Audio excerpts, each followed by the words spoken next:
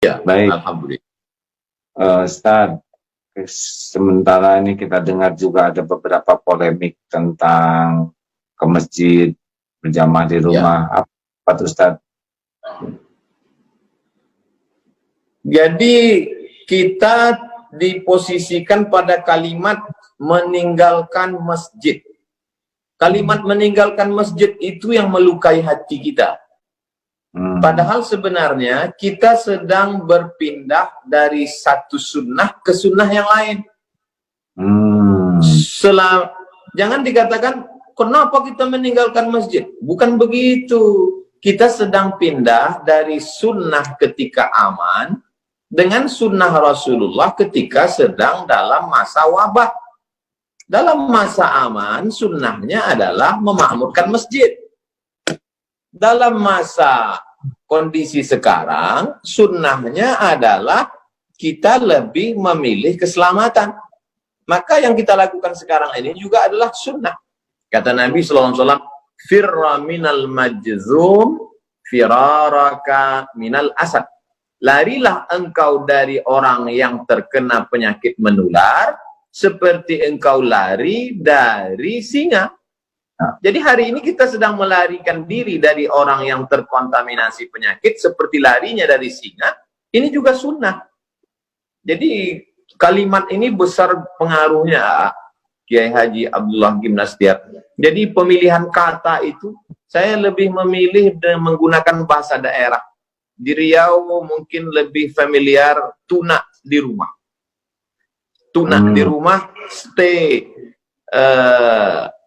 at home. Mungkin bahasa Sundanya apa itu? Menetaplah di rumah. Cicing di rumah.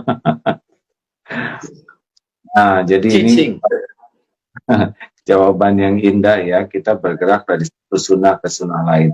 Ada yang mengucapkan gini, Ustadz, saya sih jangan takut oleh virus. Kami tidak takut oleh virus, tapi takut kepada Allah, sehingga tetap memaksakan untuk ke masjid. Bagaimana pendapat Ustadz tentang perkataan itu? Kami tidak takut ke virus, kami hanya takut ke Allah. Itu satu sisi ada sombongnya. Kita bisa masuk dalam takbur. Kalau sampai kita, ini kan beda virus dengan singa kan, yang satu kelihatan, yang satu enggak kan. Seandainya ini kebun, mohon maaf, kebun binatang, singanya lepas. Iya kan? Singanya lepas. Lalu kemudian ada satu orang dilarang sama Pak RW. Mas, jangan keluyuran. Lalu dia mengatakan, saya hanya takut pada Allah. Tidak takut ke singa gitu ya. Jadi kita dalam Islam diajarkan, Ahlus Sunnah wal Jamaah mengajarkan kita untuk ikhtiar, ada usaha, bahwa kemudian terjadi, berarti kita beriman kepada rukun iman yang keenam, takdir baik, takdir buruk. Tapi sebelum itu ada usaha ikhtiar, dan usaha itu sunnah. Jadi yang kita lakukan hari ini sunnah. Kami tinggal di Pulau Sumatera, Provinsi Riau, 50 menit dari Kuala Lumpur. Sampai hari ini kita tidak lockdown. Dan pesawat dari Kuala Lumpur masuk 2 kali satu hari, pesawat pagi, pesawat siang. Bagaimana kalau ada penumpang itu yang datang, dia terkontaminasi, lalu dia datang ke masjid, dia menginjakkan kaki, dia bersin batu di tempat wudhu, dia bersalaman. Kecuali misalnya kita sudah lockdown. Lalu kemudian tidak ada pesawat satupun yang masuk, semua pintu kota ditutup, yang buka hanya kantor polisi dan tentara untuk pengamanan, dan supermarket, tempat belanja, dan semua sudah dicek, semuanya sehat. Dan di pintu masjid ada detektor, kalau ada satu virus, detektornya bunyi. Itu bisa kita tetap melaksanakan sholat berjamaah dengan sholat Jumat. Ini sekarang kita tidak tahu siapa yang membawa. Saya sendiri tidak yakin bahwa saya steril. Nah, kalau ngomong-ngomong tentang lockdown kan ada yang sekarang jadi makan banyak daun-daunan karena lockdown, daun. Ada yang tidak ngerti. Kalau lockdown. Nah, lockdown ini dalam sejarah Islam pernah nggak tuh ada lockdown ditutup seperti itu, Ustaz? Jadi kalau kita baca fikih-fikih dulu itu kan misalnya kita baru boleh sholat qashar itu kan setelah melewati sur al-balad, tembok kota. Jadi memang kalau kita pergi ke Rabat di Maroko hari ini, kebetulan dulu saya waktu sekolah kan tinggalnya di kota Rabat. Jadi Rabat itu sampai hari ini memang kotanya ada temboknya. Keliling kota itu ada tembok. Tembok itu tetap bisa utuh terjaga karena memang hujannya jarang dan dia terbuat dari batu gunung. Jadi ketika zaman dulu kalau terjadi wabah suatu kota itu pintu tembok itu ditutup rapat sehingga orang luar tidak masuk dan orang yang di dalam tidak keluar karena kota itu ada temboknya. Dan kota Al-Madinah Al-Munawwarah dulu juga kalau kita bisa kita browsing, coba cari gambar Madinah zaman dulu, itu ada temboknya keliling. Kalau terjadi sesuatu, musuh datang dari luar, itu pintu.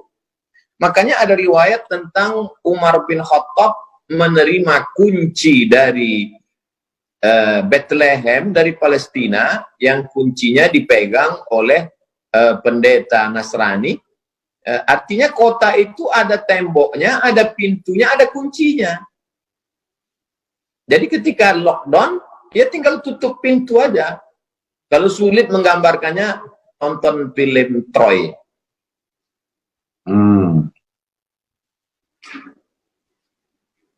Film Troy? Ya, jadi, kebayang. Ini sudah pernah terjadi juga yang seperti ini, jadi tidak. Ya. Ustaz, jadi zaman dulu ketika terjadi sesuatu, mereka tinggal lockdown aja, tutup pintu kota, orang luar nggak boleh masuk, orang dalam nggak boleh keluar, selesai. Cuman kita sekarang kan ada kereta api, ada bis, ada akses jalan banyak. Jadi zaman dulu mereka lebih mudah untuk lockdown. Iya. Baik. Alhamdulillah.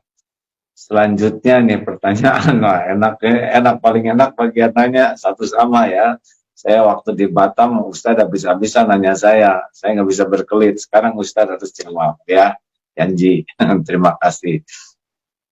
Lalu Ustadz nih, ini kan antara keyakinan ada Jabariyah, ada Qadariyah, ada Ahlussunnah wal Jamaah.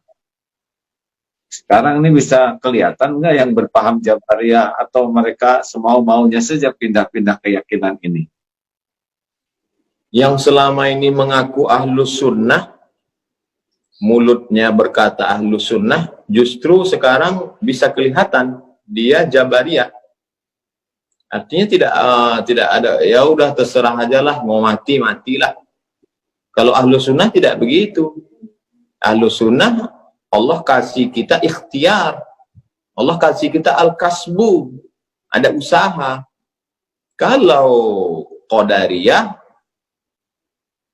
ekstrim, dia berkata tidak ada takdir. Tapi saya sampai hari ini masih ada ikhtiar usaha.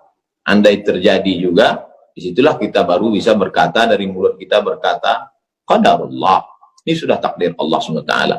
Tapi bahwa hari ini kita mendengar Majelis Ulama mengajarkan kita, Kementerian Agama untuk menggulung karpet, kemudian Majelis Ulama mengajak menutup, bahkan tadi saya baca berita Sekjen MUI mengajak pemerintah untuk lockdown. Itu salah satu dari usaha, salah satu dari ikhtiar, salah satu dari al-kasbu, menunjukkan kita Ahlus Sunnah wal Jamaah, kita berpegang pada sunnah, kita bukan kelompok Ahlul Bid'ah.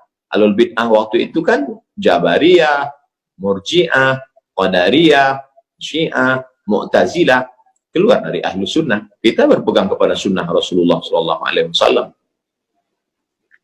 Jadi jangan ragu-ragu untuk menyempurnakan ikhtiar, ihris ala ma yanfa'uk wasta'in billah wala ta'jaz. Itu saja, bersungguh-sungguh manfaat, Jazakumullah khairan. minta tolonglah kepada Allah dan janganlah bersikap lemah. Iya. Ya kan gitu Ustaz? Ustaz sudah hafal dalilnya.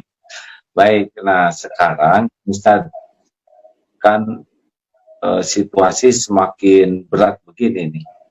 Kelihatannya kepatuhan umat kepada ulama itu ada poin tersendiri nggak Ustaz? Seperti sekarang ya.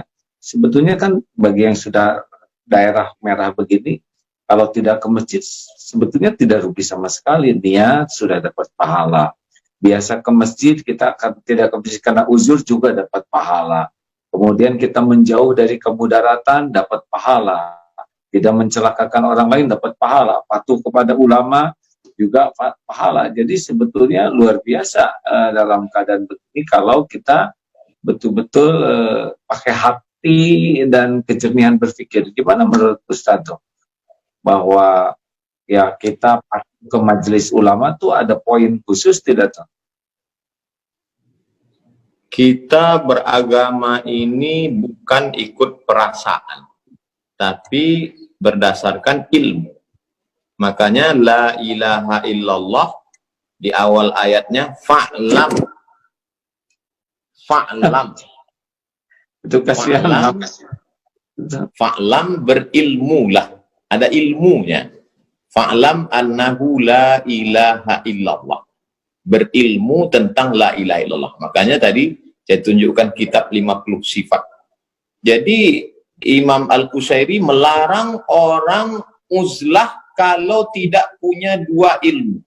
Ilmu akidah, ilmu fikih. Kalau hanya modal nekat uzlah, nanti di tempat uzlahnya dia tidak selamat dari godaan setan. Bisa-bisa keluar bukan menjadi orang bersih hati, malah jadi dukun. Jadi kalau nggak punya akidah yang benar, tidak punya fikih yang benar, uzlah hasilnya jadi dukun.